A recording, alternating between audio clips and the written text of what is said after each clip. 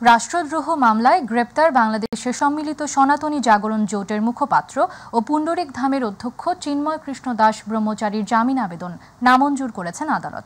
সকালে চট্টগ্রাম মহানগর দায়রা জজ মোহাম্মদ সাইফুল ইসলামের আদালত এ আদেশ দেন।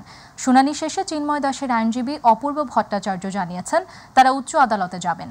চট্টগ্রাম জেলা আইনজীবী সমিতির সভাপতি মোহাম্মদ নাজিম উদ্দিন চৌধুরী সাংবাদিকদের বলেন, জামিন শুনানিতে রাষ্ট্রপক্ষ আপত্তি জানিয়ে বলেছে এটি রাষ্ট্রদ্রোহ মামলা, এর সর্বোচ্চ সাজা যাবজ্জীবন।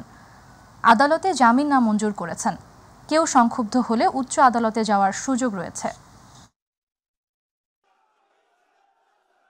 আজকে অত্যন্ত শান্তিপূর্ণভাবে আসামি পক্ষে প্রায় ২০-২২ মিনিট তারা বক্তব্য দিয়েছেন, তাদের জামিনের সপক্ষে যুক্তি তুলে ধরেছেন।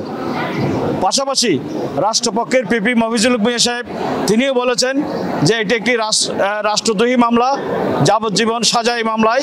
এই মামলা বর্তমানে তদন্তাধীন আছে। এই মামলা জামিন পাওয়াটা ওনার উচিত হবে না, হকদার হবেন না।